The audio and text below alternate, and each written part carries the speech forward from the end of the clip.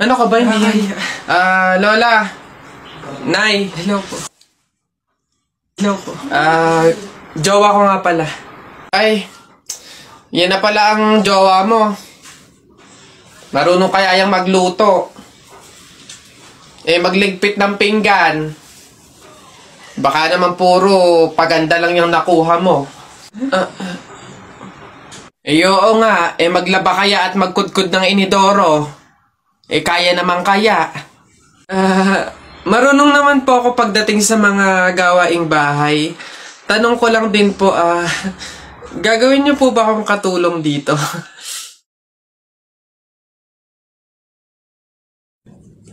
Hoy, princess! O bakit lilibet? Anong baon mo ngayon? For sure naman, maiinggit ka sa akin kasi ang baon ko for today, I have chocolate. I have 2 juice. 2 juice to ha. Akin lang lahat yan. Tapos, I have 2 Chucky. O sa'yo, anong baon mo? Ano ba yan? Yun na yun. So cheap naman. Halos puro inumin. Ako, ang dala ko for today. Meron ka bang biscuit? Soft drinks. Siyempre, hindi mawawala yung apple. Tapos, meron din akong baon na pera. O, meron ka bang ganyan? Oy, Bimbo! Anong pinabaon sa'yo ng inay mo ngayon?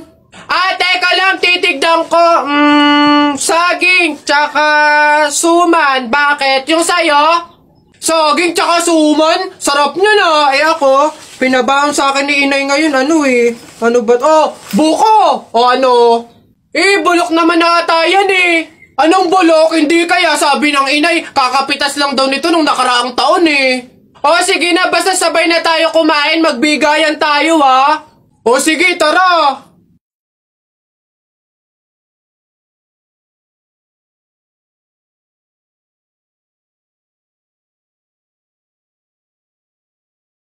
Happy birthday to you. Happy birthday to you. Happy birthday. Happy birthday. Happy birthday. Put your hands together one more time. Birthday, Nana Lexi.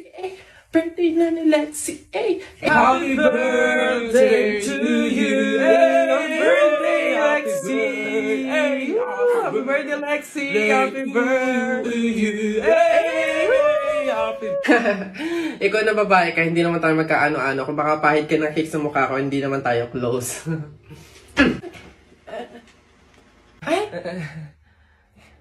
Si kuya naman hindi mabiro. Komedyante ako Hindi mabiro to. Sige, sorry. Telay, nako. Una na ako, salamat sa pahapunan. Ay nako, sige, ingat ka, walang anuman. Sige po tita, ingat po. Bye, salamat ulit. Sige. Anak. Nay, bakit?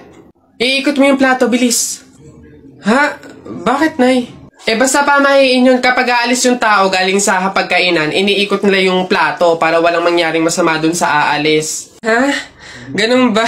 Sige, Nay. Wait! Ano ba yan?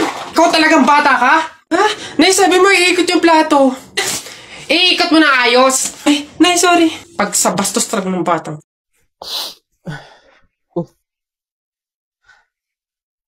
Hello, Nay. Napatawag po kayo. Kamusta po? Anak, baka meron ka pang 10,000 dyan. Pangdagdag lang sana sa pang-araw-araw dito sa bahay. Nay, di ba po kakapadala ko pa lang ng 15,000 nung nakaraang linggo? Ayun na nga, naubos na Nagaya kasi yung mga kumari kong mag-outing. Diyos ko. Nay naman, malaking halaga po yun. Sana naman tinipid ninyo.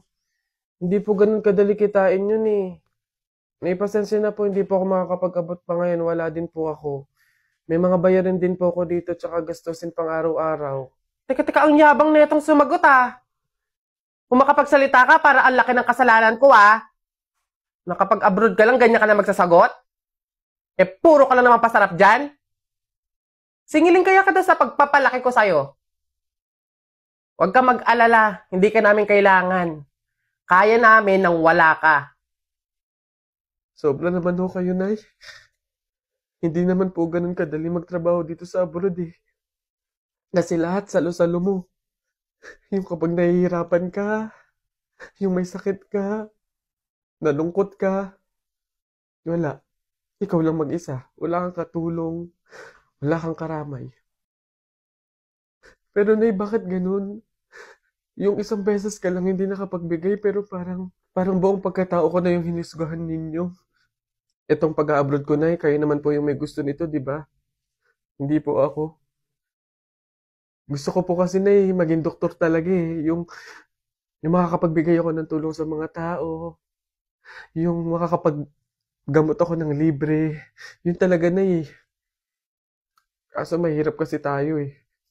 Kaya itong pag-a-abroad ko, pinili ko na lang to para sa inyo. Na yung pasarap po ba na sinasabi nyo? Yun po ba yung kapag natanggap ko na yung sahod ko, bibili ako na kahit man lang pares ng damit? Yung pasarap po ba na sinasabi nyo? Yun ba yung kapag after kong magtrabaho, magpakapagod dito sa abroad, yung kakain ako ng masarap kahit isang beses lang? Yun po ba yun, Nay? Pasensya na po kayo, Nay, ah. Kasi minsan, sa tanang buhay ko, hindi ko naranasan yung ganun eh. Kaya yun man lang, Nay, mabigay ko sa sarili ko, maregalo ko sa sarili ko. Kasi wala naman akong choice eh. Kundi yung piliin lagi yung pamilya ko para tulungan kayo. Yun nga man lang, Nay, na kamustahin niyo ako. Kailan ko kaya ma-experience na yung tatawag kayo sa akin, yung magme-message kayo sa akin para kamustahin lang ako. Yung hindi yung manghihingi kayo ng pera, yung hihingi kayo ng ganito. Pero wala eh. Hindi ko alam, Nay. Hindi ko alam kung bakit sa kabila ng paghihirap ko, sa kabila ng pagpili ko sa pamilya ko kaysa sa pangarap ko, hindi ko alam, Nay, kung bakit ganito pa yung mga sinasabi niyo sa akin.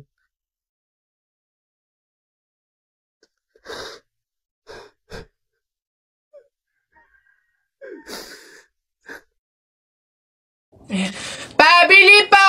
Pabili! Ano ba yan? Natutulog ang ingay-ingay. Ano ba yon? Pabili nga po ako nung 2 juice po. Ba yan eh? Ano pa? Tapos, C2 po. Ano pa? Ano pa ba? Tsaka po ng Chucky. Tsaka ng soft drinks po. Yun lang po. Akin na bayad. Ito po yung bayad. Ano? Sa dinami-dami mong bibilhin, pipiso lang palang pera mong bata kang na demonyo ka? Oy, Jepoy, tara laro tayo baril-barilan, ano? Dali na! Eto akin, eto sa'yo.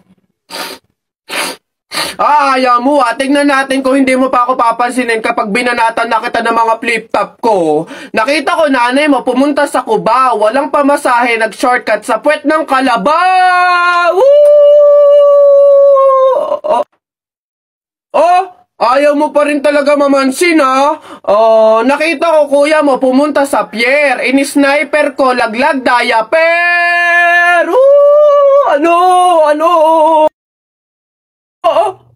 Ano ba yan? Ba't ba ayaw mo pa rin ako pansinin? Puro ka cellphone dyan eh. Ito. Tingnan natin talaga. Last na talaga to. Hoy, Jepoy!